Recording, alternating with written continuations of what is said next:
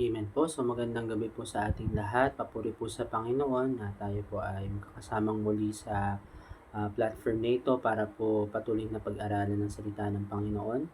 At sa oras po nito, nawa po ay ating ilaan sa ating Panginoon yung ating po mga pandinig at unawain po nating maigi kung ano po yung nais ng Diyos na ituro sa atin sa gabing ito. So para po simulan po yung ating gawain, hayaan yung basahin ko po ang nilalaman po ng atin pong short devotion for tonight. So from John chapter 14 po, verses 8 to 11. So kung kayo po ay may mga Biblia, ay maaari nyo pong buksan. Again po sa John chapter 14, verses 8 to 11. So babasahin ko po sa Tagalog. Ito po ang ating mababasa. Sinabi sa kanya ni Felipe, Panginoon, ipakita po ninyo sa amin ang Ama at masisiyahan na kami. Sumagot si Jesus, kay tagal na ninyo akong kasama. Hanggang ngayon hindi mo pa ako kilala, Felipe? Ang nakakita sa akin ay nakakita na sa Ama. Bakit mo sinasabing ipakita mo sa amin ang Ama? Hindi ka ba naniniwalang ako'y nasa Ama at ang Ama ay nasa akin? Hindi sa akin galing ang sinasabi ko sa inyo, ngunit ang Ama na nananatili sa akin ang siyang gumaganap ng kanyang gawain. Maniwala kayo sa akin, ako'y nasa Ama at ang Ama ay nasa akin. Kung ayaw ninyong maniwala sa sinasabi ko, maniwala kayo dahil sa mga ginagawa ko. Pagpapala po sa pagkabasa at pagkarinig ng salita ng Panginoon. This is all about the way on how to know the Father, no? Na kung saan, so meron pong isang istorya patungkol po sa isang British conductor, no, na si Sir Thomas Beecham. So siya po ay isang kilalang conductor, no, and sa kanya pong isa sa mga appointments niya in a hotel, ano po, ay meron po siyang nakitang isang familiar na babae. So ito po ay alam niya talaga na na-meet niya na 'tong babaeng 'to, nakilala niya 'to sa ilang mga events na kanyang napuntahan, ano. Pero hindi niya talaga ma-recall sa kanyang isipan kung ano yung pangalan ng babae na 'to, although gustong-gusto niya na malaman. So ang ginawa niya po, he approached this woman, 'no, at nakipagkuwentuhan siya sa kanya, although iniiwasan niyang malaman ng babae na hindi talaga niya alam yung pangalan o hindi niya maalala yung pangalan po ng babae na ito. Ngayon sa kanila pong conversation, habang kinakausap niya yung babae, medyo na-recall niya na, teka, may ano 'to, may kapatid 'tong lalaki, 'no, sa isip-isip niya. So, para magkaroon siya ng clue, 'no, kung sino nga ba yung kapatid na lalaki nitong babae na 'to, nagtanong si Sir Thomas Beecham, 'no. Ang tanong niya dun sa babae, "Oh, kamusta naman yung kuya mo?" 'No. Ah, Okey ba siya? Tapos, ah dun pa rin ba siya nagtatrabaho sa pinagtatrabahuhan niya, 'no? So yun yung tanong ni Sir Thomas Beecham dito sa babae na ito. Ngayon, itong babae medyo na-ano niya na, parang na-realize niya na, hindi pala ako natatandaan nitong si Sir Beecham, 'no? So, sinagot niya na lang si Sir Thomas Beecham at sabi niya, "Okey naman po yung kuya ko. Nasa mabuti naman siyang kalagayan, wala naman siyang karamdaman, at saka hari pa din po siya." So, yun na lang yung isinagot nung babae, kasi totoo naman na yung kanyang kuya is actually a king, 'no. So, with embarrassment, so parang na-speechless na lang po si Sir Thomas Beecham, 'no. Bakit? Kasi nga, throughout their conversation, hindi niya man lang na-realize na yung kausap niya pala ay kapatid ng isang hari at yung tinatanong niyang kuya nung babae na ito ay isa palang hari. So, may pasimple pa siyang tanong na ano, na nasa dati pa rin ba siyang trabaho, kung ano yung trabaho niya dati. Eh, hari nga yung kuya nitong babae na ito. So, nakaka-embarrass, nakakahiya, 'no? And yung mga gano'ng tagpo, panigurado na-experience po natin 'yan sa buhay natin, 'no? Na meron tayong kausap at, although hindi natin natatandaan yung pangalan nila, parang iniiwasan natin na ano, na maiparating o malaman ng kausap natin na talagang sa totoo lang hindi naman natin matandaan yung pangalan nila. So nakakahiya 'no kapagka, ah, na-realize nung kausap natin na hindi pala talaga natin sila natatandaan 'no. And kung nakakahiya yun sa daily conversation natin 'no, mas nakakahiya po yung nangyari dito kay Felipe 'no. Kasi kung atin pong, titignan sa passage natin, ito pong John 14 'no, nagpapakita po ito ng isa sa mga I ams ng Panginoong Hesus 'no, yung mga labels ng Panginoong Hesukristo sa kanyang sarili 'no. At ito yung isa sa mga pinakakilalang I am ni Lord Jesus na po. Sa, John 14:6 'no, sabi po dito, sumagot si Jesus, "Ako ang daan, ang katotohanan at ang buhay. Walang makapupunta sa Ama kundi sa pamamagitan ko." And, tuloy po natin on verse 7, kung ako'y kilala ninyo, kilala na rin ninyo ang aking Ama. Mula ngayon ay kilala na ninyo siya at inyo nang nakita. So, biruin nyo, kasasabi lang ni Lord Jesus dito on verse 6 and 7, na siya yung daan, katotohanan at buhay, walang makaparoroon sa Ama kundi sa pamamagitan niya. At ano pang sabi niya, kung kilala ninyo ako, kilala nyo na rin ang Ama. No? So, napakalinaw ng mga sinabi ng Panginoong Hesus. And then, biglang ano po yung tinanong ni Felipe sa kanya, no? O yung um, gustong gawin, o gusto ni Felipe na gawin ng Panginoong Hesus sa kanya. Sabi po sa verse 8, sinabi sa kanya ni Felipe, Panginoon, ipakita po ninyo sa amin ang Ama at masisiyahan na kami. Biruin niyo po yun, no? Kasasabi lang ni Lord, no? Parang parang ako po as a teacher, parang experience po namin to lagi sa classroom na kapagka meron kaming ipagagawa sa estudyante, bring out 1/4 sheet of paper. Sir, 1/4 po. Yan, 'di ba? Kasasabi mo lang, tatanong na ulit, no? So, ganun po, kakukulit minsan ang mga bata, no, ang mga estudyante. And naalala ko dito yung tagpo na to, yung kay Felipe, no? Kasasabi lang ni Lord na kapag nakita nyo ko, nakilala nyo ko, makikita nyo at makikilala ang Ama. So, bakit? Kasi the Lord Jesus Christ is actually the the manifestation of God Himself, no? Nung nagkatawang tao po ang ating Panginoong Hesus, siya po yung pinakang larawan ng ating Diyos Ama sa langit, no? So, ibig sabihin kung ano man yung kanyang karakter, kung ano man yung pag-ibig, biyaya, kung ano man yung kagustuhan ng Ama na tulungan tayo, pagalingin tayo sa ating mga karamdaman, no?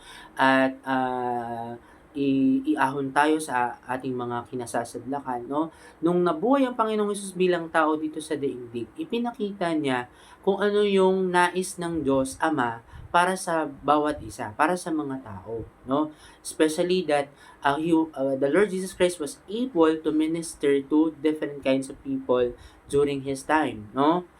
Gumawa siya ng mga himala, nagpagaling siya ng mga may sakit, nagturo siya, no?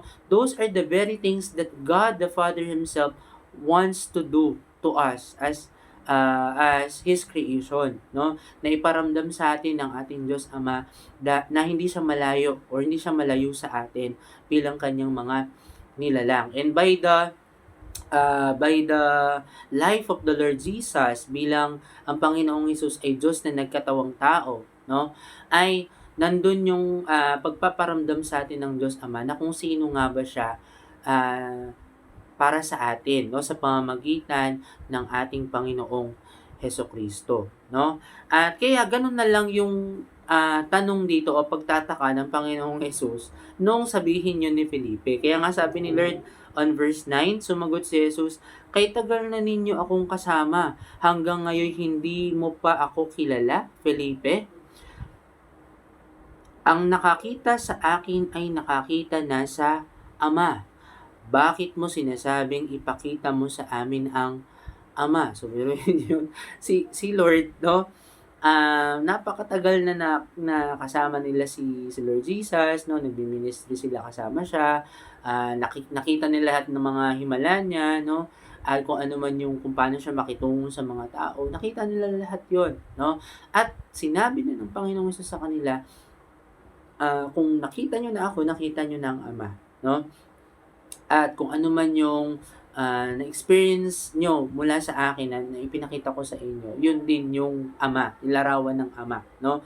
Pero hindi napigilan ni Felipe na itanong ito sa Panginoong Hesus kung pwede baga na ipakita niya ang Ama sa kanila. Ano pang sabi niya dito? Masisiyahan na daw sila kapag ginawa yun ng Panginoong Hesus. At yun na nga, yun ang isinagot sa kanila ng ating Panginoong Hesus. And on verse 10, kung itutuloy pa natin, no, sabi pa po dito, hindi ka ba naniniwalang ako'y nasa Ama at ang Ama ay nasa akin? Hindi sa akin galing ang sinasabi ko sa inyo.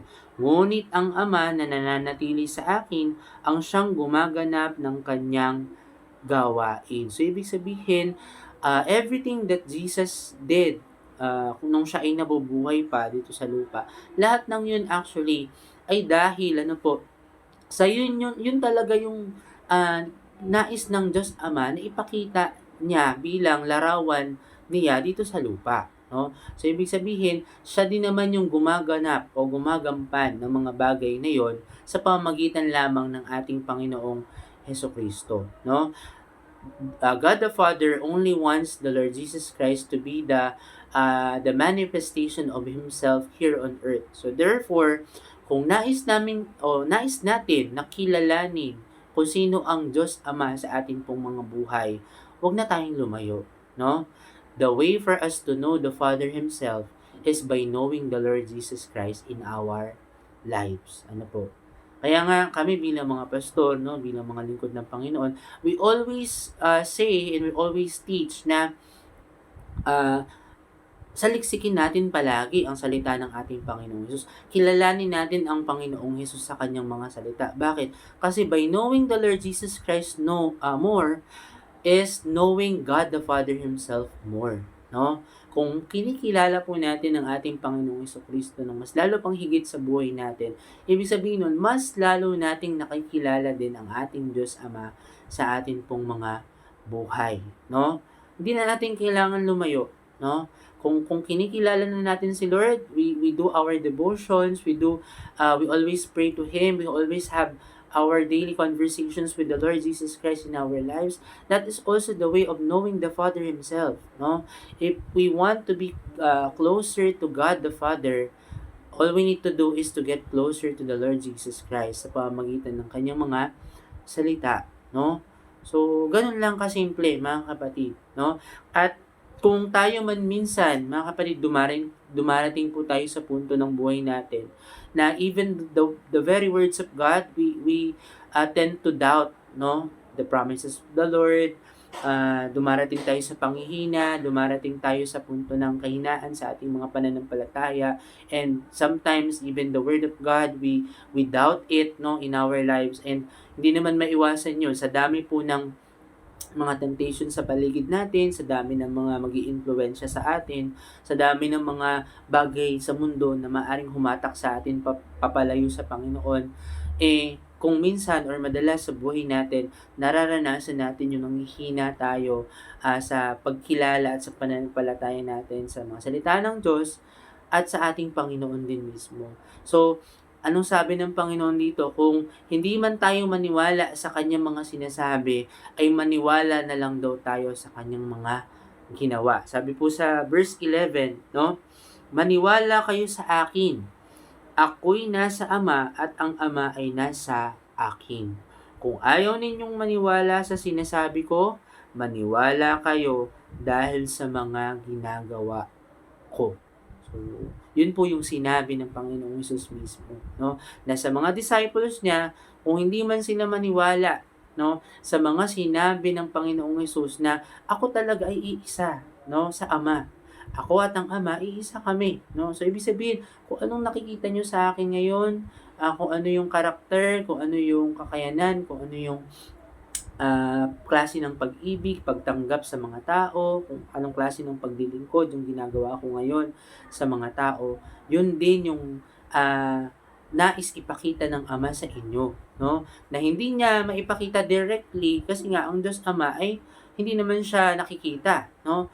But sa pamamagitan ko, no, bilang ako ay Diyos na nagkatawang tao, sa akin yung makikita kung ano yung karakter ng Diyos Ama sa langit, no? So, yun yung nais sabihin ng Panginoong Hesus sa kanila. Ngayon, anong sabi ni Jesus? Kung hindi daw sila maniwala sa sinasabi niya, maniwala na lang sana sila sa mga ginagawa niya, no? Na yung mga klase ng himala, yung mga pagpapagaling, yung mga pagtuturo, pagpapalayas ng demonyo, no? At kung ano-ano pang mga bagay ng ginawa ng ating Panginoong Hesus at pinakita niya sa kanila nung siya ay nabubuhay pa. Kung hindi sila maniwala sa sinasabi niya, maniwala sila doon sa mga ginawa niya habang kasama pa niya o habang kasama pa nila siya, no?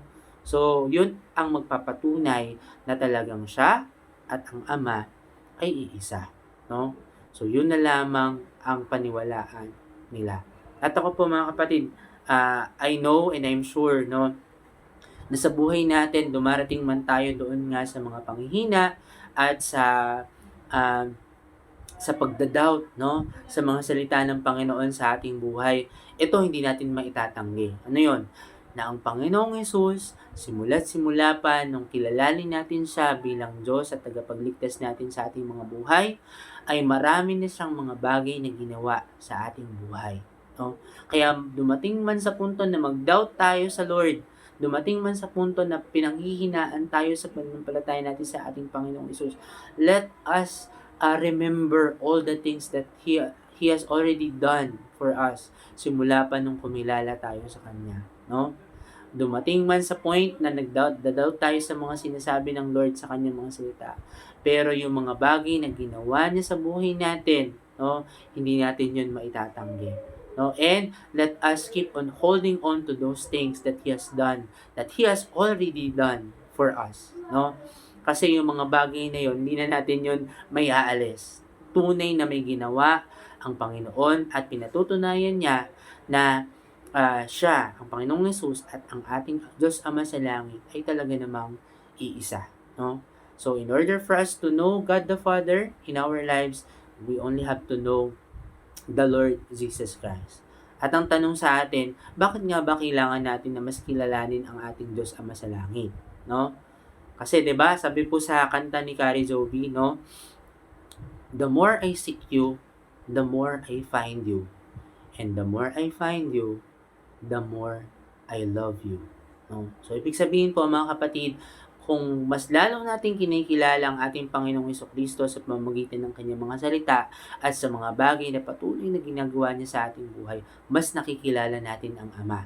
At pag mas nakikilala natin ang Ama, mas minamahal natin siya sa ating mga buhay. So let us continue to know the Father in our lives sa pamagitan ng mas lalo nating pagkilala sa ating pong Panginoong Hesukristo. At kung nais nating mas kilalanin ng Panginoong Hesukristo sa ating mga buhay, basic lang po. No? Let us go back to the Christian normatives. Patuloy nating kilalanin ang Panginoong Hesus sa pamagitan ng kanyang mga salita in our daily devotions and our regular communication with Him through our prayer lives, no?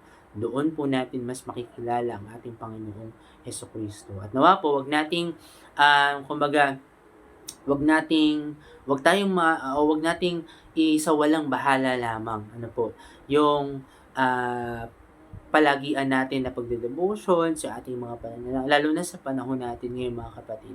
Kung meron man tayong higit na kailangan, no, sa buhay natin sa mga panahong ito, yun ay ang mas lalong malalim, mas lalong matatag, at mas lalong lumalagong pananampalataya sa ating Panginoong Hesukristo.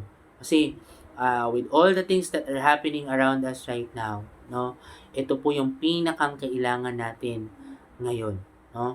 Kaya let us know the Father more by knowing the Lord Jesus Christ more in our lives. So nawa po sa gabing ito ay na-motivate tayo and na-challenge din tayo mga kapatid that in order for us to know the Father more, let us know the Lord Jesus Christ more at patuloy tayo maging intentional mga kapatid sa ating pong pagkilala sa Kanya. Kasi iba po yung kilala lang natin si Lord, alam lang natin na may Lord Jesus, alam lang natin na may God the Father, pero iba po 'yun sa kilala natin talaga sila, 'no, sa ating buhay, 'no? And the difference between, those things, 'no, na kilala lang natin sila o na alam lang natin na nandiyan sila, sa kilala natin sila, is our intention.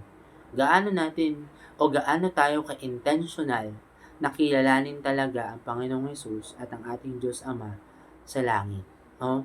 So, nawa po ay iba tayo sa ibang tao, na kung saan ay sila maaring alam lang nila na may Jesus, alam lang nila na may God the Father, pero hindi talaga nila kilala sila, 'no? So, tayo po bilang mga Kristiyano, bilang tayo po ay anak ng ating Diyos Ama sa langit, let us be intentional in knowing Him more sa pamamagitan ng intentional din na pagkilala sa ating Panginoong Hesukristo.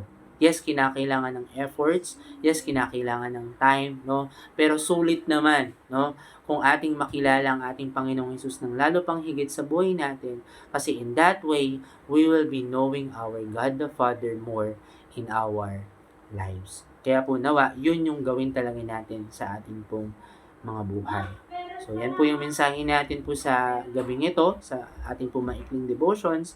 At nawa po ay pagpalain tayong lahat po ng ating pong Panginoon.